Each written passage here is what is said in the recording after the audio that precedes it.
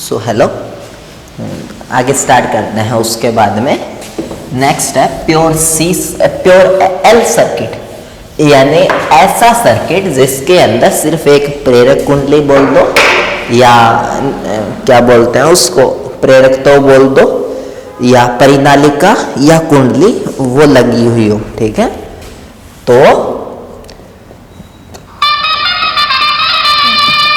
शुद्ध प्रेरकता युक्त परिपथ, ऐसा वाला कुछ। तो अगर ऐसे वाले सर्किट की बात करें तो इसको बोलते हैं प्योर इंडक्टर सर्किट। इसको स्टार्ट करते हैं। देखिए, ऐसा सर्किट जिसके अंदर एक इंडक्टर लगे और ये हमने एसी सोर्स लगा दिया, तो इसको बोलते हैं शुद्ध प्रेरकता युक्त परिपथ। ठीक है, अब ये जो एसी सोर्स है ये कितनी वोल्टेज देगा? ये देगा V is equal to V0 sine omega t. और ये जो है ये इस वोल्टेज को लेके, ठीक है, ये इस वोल्टेज को लेगा और इस वोल्टेज को लेके ये एक वोल्टेज उत्पन्न कर देगा। ठीक है, और उस वोल्टेज को वापस सर्किट में प्रवाहित करवाएगा। क्योंकि देखिए, जो प्रेरकता होता है वो भी यही काम करता है, वोल्टेज को उत्पन्न करने का, वोल्टेज को जनरेट करने का काम करता है। कौन? प्रेरकता भी। ठीक है, तो ये भी वोल्टेज जनरेट करेगा और ये कितनी वोल्टेज जनरेट करेगा? ये तो इसमें कोई वोल्टेज खाने वाला नहीं है, दोनों ही वोल्टेज जनरेट करते हैं। आदर्श कंडीशन में ऐसा नहीं होता, क्योंकि आदर्श कंडीशन में ये जो प्रेरकता है, आदर्श कंडीशन में ऐसा होता है, सचली में नहीं होता।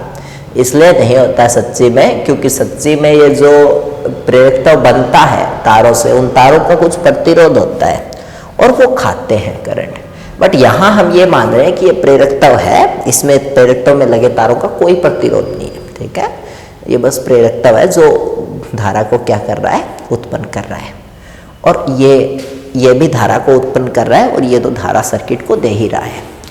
तो फिर इसके अंदर अगर केवीएल लगाएंगे, किरचॉफ का वोल्टेज लो, तो इसके अंदर वोल्टताओं का बीजीय योग शून्य होगा और दोनों ही प्लस के होंगे, क्योंकि कौन सा ही वोल्टेज खा नहीं रहा है। तो V प्लस C बराबर कितना? 0। आपको पता है ये जो प्रेरकता होता है ये कितनी वोल्टेज उत्पन्न करता है? E बराबर -L di/dt। ठीक है, तो इसमें रख दो भाई, V की जगह तो V0 साइन ओमेगा टी और E की जगह -L di/dt और बराबर में कितना? 0। सही है, तो उस कंडीशन में L di/dt वो इक्वल आएगा किसके? V0 साइन ओमेगा टी के। अब देखिए, जो di है वो कितना आएगा? di आएगा V0/L sign omega t dt। हमें I निकालना है, तो I कितना होगा? I होगा इंटीग्रेशन ऑफ di, यानी integration of V0/L sign omega t dt। अब देखो, V0/L को तो बाहर ले लो और जो साइन ओमेगा टी है उसका समाकलन होगा minus cos omega t. Sine का समाकलन होता है माइनस कोस, और बटे अंदर वाली चीज का अवकलन, तो बटे अंदर वाली चीज ओमेगा टी का अवकलन कितना होगा? ओमेगा। तो I कितना आया? वो आया -V0/ओमेगा L कोस ओमेगा टी। अब जो कोस है उसको लिख सकते हो साइन 90 - थीटा, तो -V0/ओमेगा L, और जो कोस है उसको लिख दिया साइन 90 - थीटा। तो ये होगा साइन 90 बोले तो π/2 और माइनस ओमेगा टी। अब इस माइनस को अंदर भेज दो तो आई आएगा V0 बटे ओमेगा एल, माइनस को अंदर भेज दिया साइन ओमेगा टी माइनस π/2, ठीक है। और जो V0 बटे ओमेगा एल है इसको बोलते हैं I0। ये हमने कुछ भी बोल दो कि ये हमने माना, तो उस कंडीशन में I होगा I0 sign omega T minus π/2। तो अब देखो ढंग से, देखिए हमने वोल्टेज मान के चले थे V बराबर V0 साइन ओमेगा टी, लेकिन जो करंट निकली वो माइनस π/2 निकल गई, जबकि रेजिस्टेंस वाले में करंट भी तो I बराबर I0 साइन ओमेगा टी थी और वोल्टेज भी V बराबर V0 साइन ओमेगा टी था। तो हम ये बोलते हैं कि जो शुद्ध प्रतिरोध युक्त परिपथ होता है उसमें वोल्टेज और करंट है वो सेम कला में होते हैं, ठीक है। लेकिन हम ये बोलते हैं कि जो शुद्ध प्रेरकत्व युक्त परिपथ होता है उसके अंदर जो आपका जो क्या बोलते हैं जो वोल्टेज होता है, ठीक है, जो वोल्टेज होता है वो तो आगे भागता है और करंट π/2 एंगल से पीछे लटकती चलती है, ठीक है। तो ये सब आपको क्या रखना है, ध्यान रखना है। तो आई होप ये क्लियर हुआ होगा। ये हमने वोल्टेज और करंट का मान निकाल लिया, सही है, ठीक है। अब और अगर मैं इसके अंदर बताऊं तो अब आपको इसके फेजर खींचने हैं, तो आप खींच लो इसके फेजर आरेख। फेजर आरेख खींचोगे तो ऐसे वाला ग्राफ बना लो, उसमें वोल्टेज को दिखा दो सबसे पहले V0 ऐसे बना दो और ये जहाँ भी पड़े वो V होगा और ये वोल्टेज एंगल बना रहा है कितना, ओमेगा टी, ठीक है, ऐसा। अब एक चीज देखो, जो करंट है वो ओमेगा टी से π/2 पीछे चल रही है, यानी ओमेगा टी में से π/2 माइनस हो रहा है, ठीक है। तो ये ओमेगा टी है और इस ओमेगा टी में से थोड़ा सा कम कर दो π/2, ये π/2 कम कर दिया तो ये वाला एंगल है ये होगा, कम कर दो भी, ये पूरा π/2 होगा, ठीक है, इतना। हाँ सही है, क्योंकि देखिए ये इतना एंगल ओमेगा टी था और इस इतने एंगल में से π/2 घटाएंगे तो ये होगा आपका I0 नीचे की तरफ, और ये I0 है ये छोटा होगा किससे, वोल्टेज से, और ये I0 जहाँ भी पड़ेगा वो किसको दिखाएगा, I को। तो एक तो ये वाला फेजर हो गया। एक इसके अलावा अगर मैं और बताऊं तो, क्योंकि देखिए यहाँ से, और अगर ये किसी को डाउट नहीं होना चाहिए कि ये π/2 होगा या ये π/2 होगा, इतना होगा या पूरा π/2 होगा, पूरा ही π/2 होगा ये, क्योंकि वोल्टेज और करंट के बीच में कितने का अंतर है, π/2 का। लेकिन एक्स एक्सिस से देखें तो ये एंगल बना रहा है ओमेगा टी और ये ओमेगा टी में से पूरा घटा दो π/2। तो आई होप आपको ये इतना समझ में आया होगा।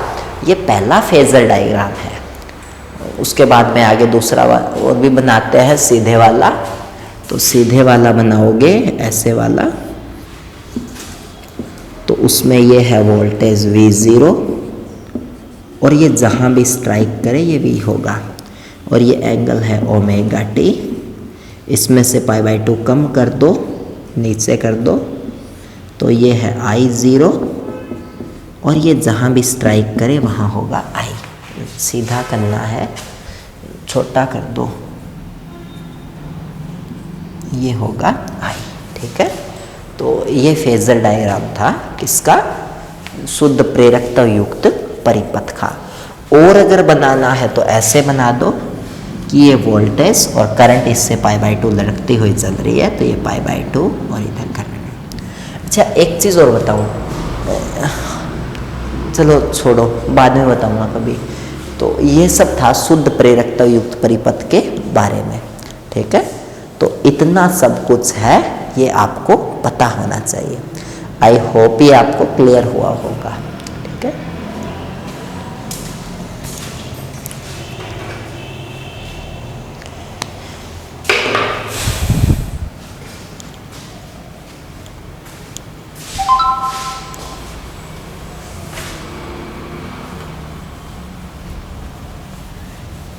तो आई होप क्लियर हुआ होगा।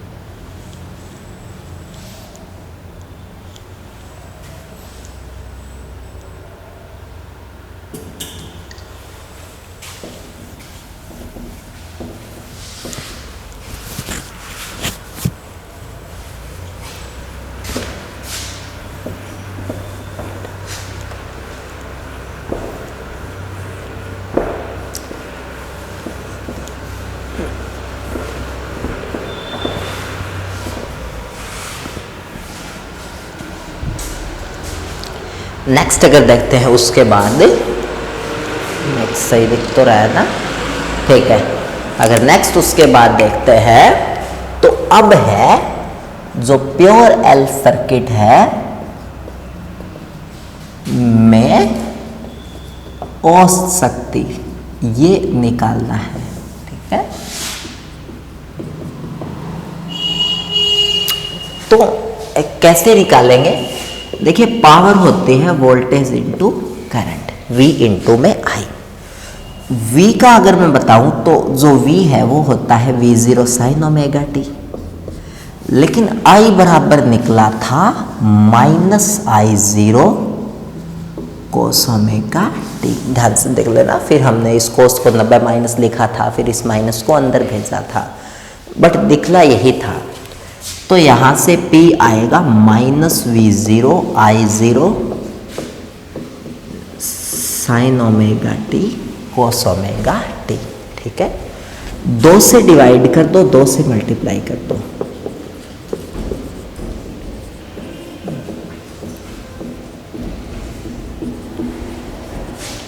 सही है।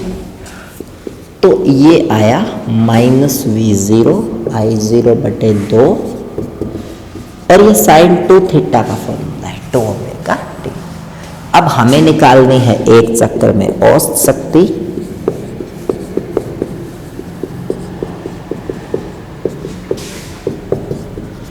तो अगर एक चक्कर में औसत शक्ति निकालनी है तो ऐसा होगा कुछ 1/t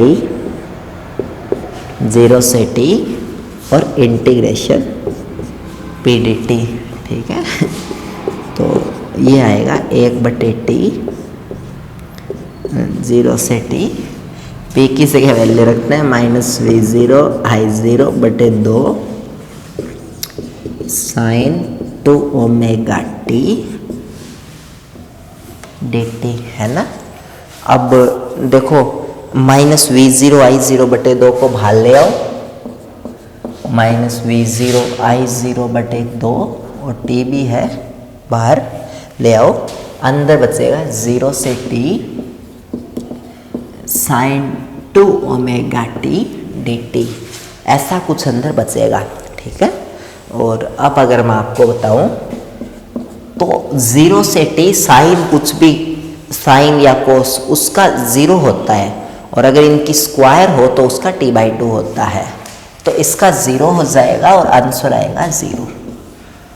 तो प्योर जो प्रेरकत्व होता है, शुद्ध प्रेरकत्व युक्त जो परिपथ होता है, शुद्ध प्रेरकता युक्त परिपथ जो होता है उसके अंदर शुद्ध प्रेरकता युक्त परिपथ में औसत शक्ति है वो शून्य होती है। औसत शक्ति है वो शून्य होती है। और देखो ये शून्य क्यों होती है?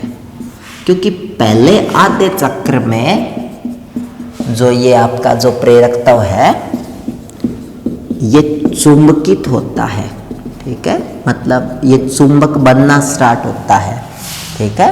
और जब ये पहले आधे सेकंड में चुंबक बनना स्टार्ट होता है तो ये एसी से ऊर्जा खाता है, ठीक है, ऊर्जा खाता है, अवशोषित करता है, ऐसे लिखता है, ठीक है।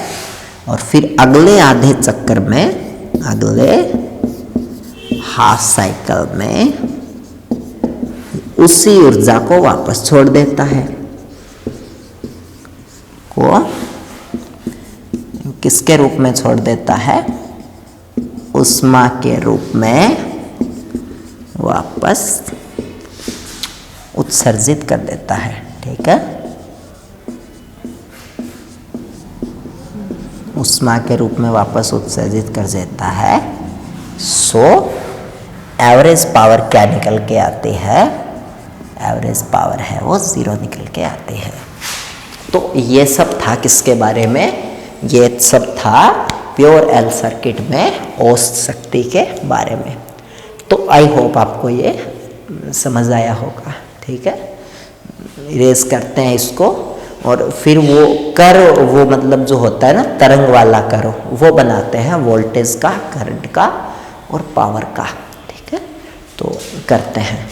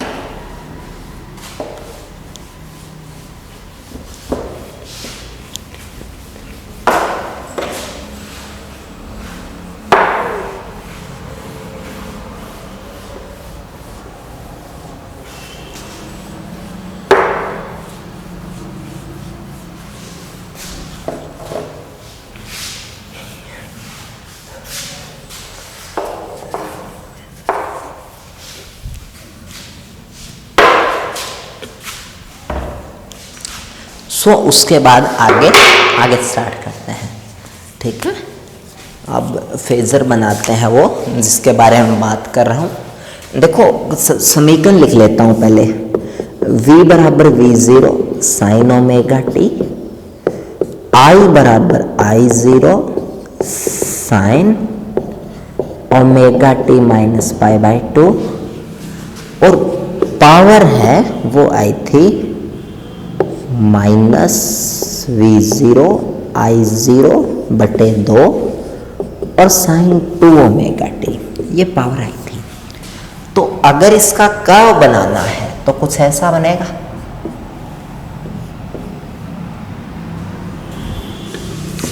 देखिए इनमें बड़ा कौन? सबसे छोटी करंट, करंट के बाद वोल्टेज और सबसे बड़ी पावर। तो सबसे पहले करंट का, सबसे पहले वोल्टेज का कर्व बनाता हूं क्योंकि ये बीच का है, छोटा सबसे बड़ा, फिर बड़ा, फिर बड़ा। तो वोल्टेज है वो सीधा साइन का ग्राफ है, 0 से स्टार्ट कर दो एकदम बनेगा बढ़िया। ये वोल्टेज है। तो आई होप आपको वोल्टेज का कर्व पल्ले पड़ा होगा। ऐसा कुछ, ठीक है। तो ये वोल्टेज का कर्व है। अब देखो साइन का कर्व है, वैसे ये नहीं आया था आई का ग्राफ, आई का मान तो ये तो बाद में हमने एडिट किया था। रियलिटी में आई का आया था मान I0 minus cos omega T, शायद ये आया था सच्ची में। फिर हमने इसको दिखा था 90 माइनस थीटा और ये अंदर ले गए थे। तो कहने का मतलब करंट का ग्राफ है वो कोस का ग्राफ है लेकिन स्टार्ट कहाँ से हो रहा है, मतलब आगे क्या लगा हुआ है, माइनस, तो स्टार्ट नीचे से होगा। और कोस का कर्व है वो कुछ ऐसा आता है, यानी यहाँ से स्टार्ट करता है, वैसे स्टार्ट तो यहाँ से करना चाहिए, लेकिन वोल्टेज हमेशा बड़ा होता है तो हम यहाँ से स्टार्ट करेंगे। और जब साइन अधिकतम होता है तो कोस 0 होता है, तो ऐसा कर्व आएगा, ठीक है।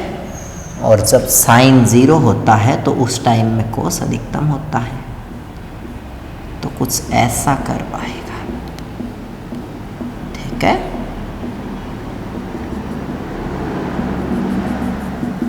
ऐसा कर्व आएगा, ऐसा।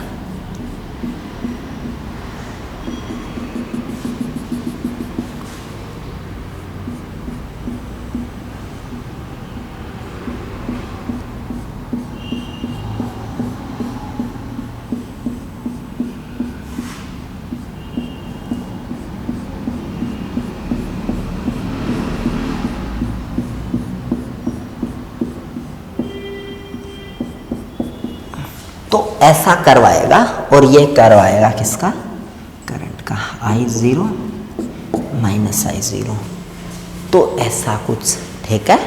और सच्ची में देखो वोल्टेज का कर्व तो यहाँ से स्टार्ट हो रहा है, करंट का सच्ची में कर्व यहाँ से स्टार्ट कर रहा है। अगर मैं इतना मिटा दूँ तो करंट है वो कुछ ग्राफ करंट का हम छीन लेते हैं, और कितना छीन लेते हैं, π/2। तो करंट का ग्राफ है वो इतना कम हो जाता है, उसको आगे से स्टार्ट करवाते हैं, पूरी लाइन नहीं देते उसको। और पावर जो है वैसे ऐसे याद रखो, वरना ऐसे याद रखो कि कोस का कर्व है तो यहाँ से स्टार्ट होगा। ये पैंतरे है भी याद रखने के। देखो अब पावर का ग्राफ है वो साइन का ग्राफ ही है, sin 2ωt, लेकिन वोल्टेज और करंट से बड़ा है, तो ऐसे हो जाना चाहिए, लेकिन आगे क्या लगा हुआ है, माइनस। और जब आगे माइनस हो तो बस इतना फर्क पड़ेगा कि जो कर्व है वो ऊपर की बजाय कहाँ से स्टार्ट हो जाएगा, नीचे से स्टार्ट हो जाएगा। तो बाय द वे उसमें और कुछ नहीं करना, इसमें आपको पावर वाले में बस पावर का कर्व है वो नीचे से स्टार्ट कर दो, तो ऐसा आएगा भी, ठीक है।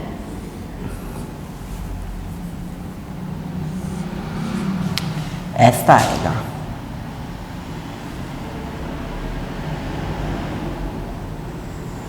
सॉरी नीचे से स्टार्ट कर दो, ठीक है।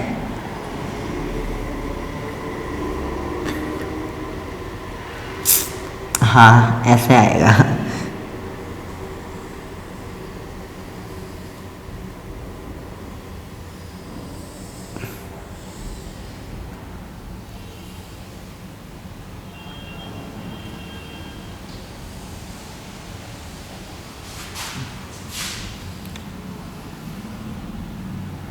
यही था ना, नहीं, ये नहीं था, आगे आएगा ये, तो ऐसे मतलब वोल्टेज के बराबर में कर्व चलता रहेगा, बस वोल्टेज ऊपर की तरफ चल रहा है, नीचे की तरफ चलता रहेगा।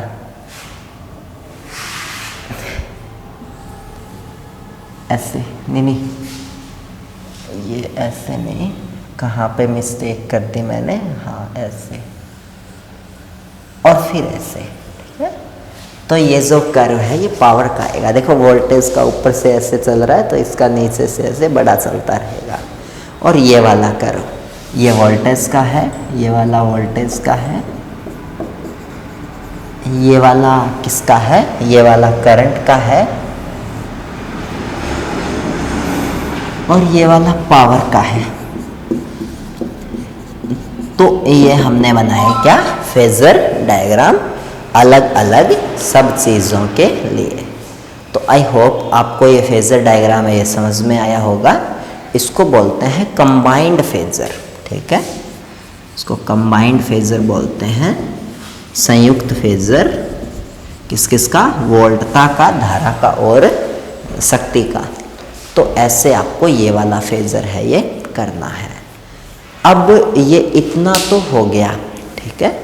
अब उसके बाद अगर मैं बताऊं तो आगे आपको क्या करना है, आगे आपको उसका मतलब ये बताना है कि किसी प्रेरकताओं के फ्लक्स में परिवर्तन कैसे होता है, कोई प्रेरकता है वो कैसे चुंबकित होता है, कैसे विचुंबकित होता है, तो वो वाला सिस्टम करना है, ठीक है। ठीक है, चलो मैं बताता हूँ आपको।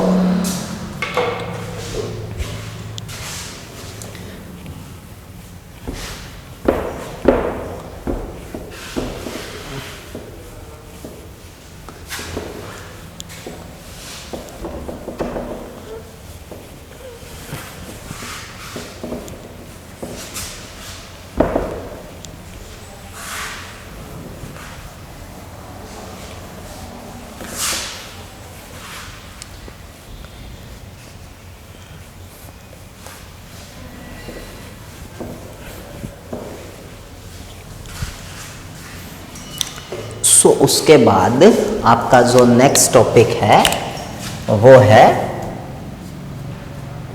प्रेरकत्व का एक चक्र में चुंबकन व विचुंबकन, ये वाला टॉपिक है। तो सबसे पहले तो आप है ना एक चक्र को डिवाइड कर लो किस किस में, 0 से π/4, π/4 से π/2, π/2 से 3π/4 और 3π/4 से पूरा पाई। और फिर इन अलग अलग 4 चक्रों में धारा और वोल्टता के मान लिखो। देखो इस चक्र में जो धारा होती है वोल्टेज होगी वो होगी V बराबर V0 sin ωt, और करंट I बराबर होगी I0 cos ωt। ठीक है, तो अब देखो 0 से π/4 में साइन भी धनात्मक होता है और कोस भी धनात्मक होता है, यानी ये वाली टर्म पॉजिटिव और ये वाली टर्म, अबे चलो छोड़ो रे, ये है ना अगले लेक्चर में करेंगे क्योंकि मैं फिर पूरा डिटेल में बताऊंगा और ये होगा नहीं। ठीक है, पूरा मतलब आधा अधूरा रहेगा, तो सॉरी फॉर दैट। और इसको यहीं पे ऑफ करते हैं और इसको पूरे को अगले में देखेंगे। ठीक है, तो बाय बाय, टेक केयर।